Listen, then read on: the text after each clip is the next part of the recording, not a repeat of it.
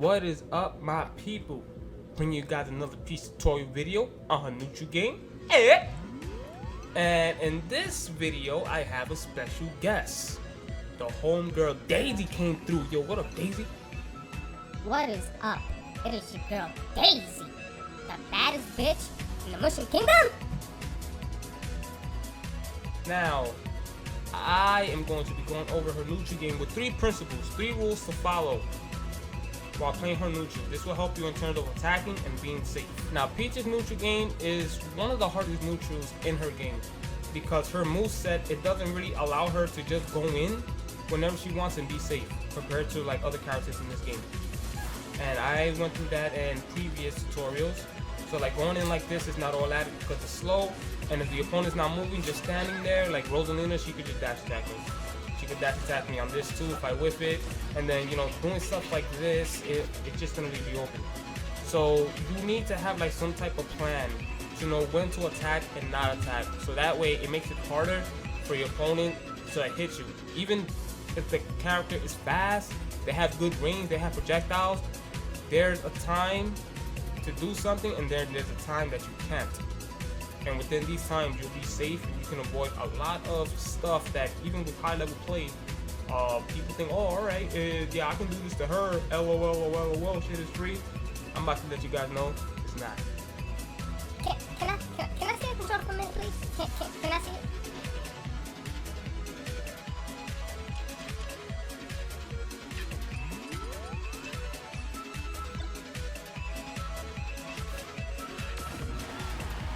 That's what you get for taking my spot and smash, you space bitch.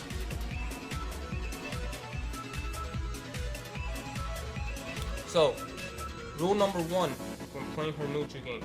And before I discuss this, I advise you, I highly recommend that you guys check out my latest video, the one before this one, that I released on her neutral game. I will have it in the annotation and the description below. Well, not Peach's neutral game, but the neutral game in general. I pretty much broke it down how to play it and how to think. So once you see that, come back to this video and everything will make a lot more sense and you'll see what I'm talking about. You're about to see the magic. I'm about to blow your freaking mind.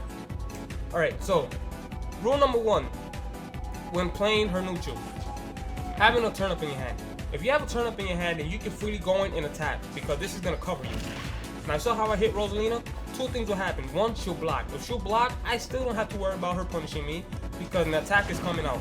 If she tries to drop her shield or even jump and throw an attack out, as the hitbox is starting, my hitbox is already out. So she's moving to an active hitbox. So that means it is free for me to go in and, start the pressure. Oh my god, my inputs are black. But anyway, you get the idea. So that's rule number 1. Rule number 2, if you don't have a turn up in your hand, you have to wait. The fuck? Isn't the point of the game to beat the shit out of your opponent? That's right, I said it. Wait. So you're gonna sit here and tell me to wait? Man, fuck that! I don't got time to wait. Damn Trump trying to become president out here. The reason you wait because a lot of her moves are slow or they leave her open. Even if I do this on Rosalina, she's not blocking, playing a good neutral, she's moving in and out. The moment she sees me do this and she's right there, I'm gonna get dash attack. Dash attack, forward B, in some cases run up nair that I have to block, and stuff like that. So if you don't have a turn up, you have to wait. Now I know like even like high level players, Umiki, people watch him and Slayers and all that, they see him do stuff like this, and this and this, all that typical Peach stuff. Speaking of that dude, you need to play more like him. With Mickey, he is known as the best Peach in the world. He goes to tournaments and he brings the results. You make 1,000 Peach tutorial videos and yet you still stuck in the average department. You still losing the average players. You never gonna get promoted to the pro department like this. Better yet, can Mickey come over here and make videos for us? Like, I know he speaks Japanese, but it's okay. Because as he talks while playing, we'll just magically understand the words that are coming out of his mouth. That is a risk that these guys are taking.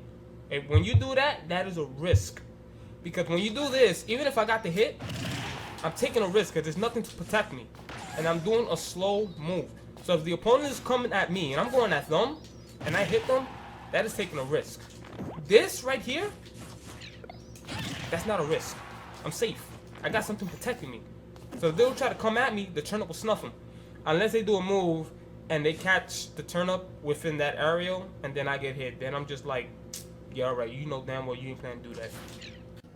I still can't get over the fact that you actually telling the kids to just let the opponent do whatever they want. You just dancing around, so like, hey, look at me running back and forth. Hey, come hit me, come hit me, come hit me. And they can just go in freely without me, hitting them back. Like, what the fuck? If you're adapting to your opponent and you notice a pattern, and the chances of you getting that pattern is high, like 80%, and the 20% chance of you failing, you can still get it. But just remember, it's still a risk. It's not as safe as if you were to adapt to your opponent, but have a turn up in your hand in case you done goofed. Principle number 3, blocking. If the opponent is blocking, then you can go in and safely throw out moves with Peach. Like, you can do this, you can do this, you can do all that typical Peach stuff as much as you like. The floating and, this. And then the movement to the raw bears and all that. Opponent's blocking, then you can do that. It's safe to do so because they're in shield.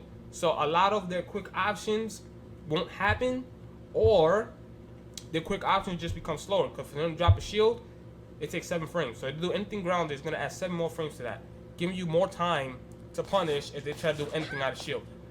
What doesn't require you to drop a shield is blocking. I mean, not blocking. Jumping out of it, a grab, and an up B. But if you space your moves on shield, and even on whiff, they still have to jump out of it. So you can pretty much be safe. Just, do that and then move out the way. You're good. You're good. They're shielding, they're just waiting. A shield doesn't hurt you. So you can go in, try to open them up. After that, you can, back away, rinse and repeat.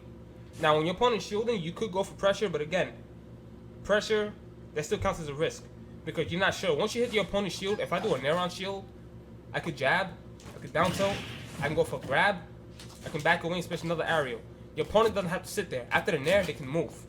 They can move, they can do that, or they can just wait for you and then attack you out of shield. That's still a risk.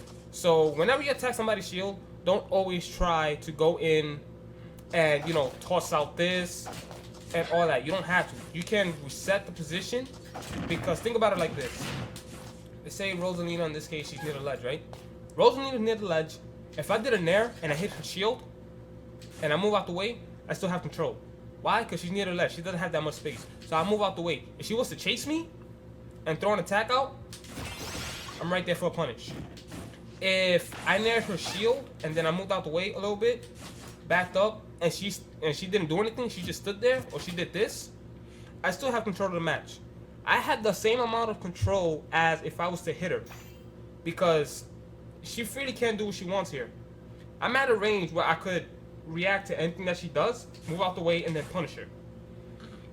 Or block it and then punish, depending on what she's doing. So I don't always have to hit the opponent. Don't think, okay, I hit this shield. Okay, I hit this shield. I did a nair on shield. Now I have to pressure. I gotta jab her, or go for whatever. You don't have to. You can just hit the shield once and then dip. You can jab once and then dip. So nair the shield, jab the shield, dip. And rinse and repeat. You don't always have to go for pressure every time your opponent's on shield. Like, mix it up. Sometimes you can. If you see your opponent blocking because they see you doing this, then you can go in and either jab them or just grab them. You know what I'm saying? Or do this to space area or down tilt or forward tilt, whatever. So just remember that. Wait. Before you end the video, let me see the controller again. Can I get the controller?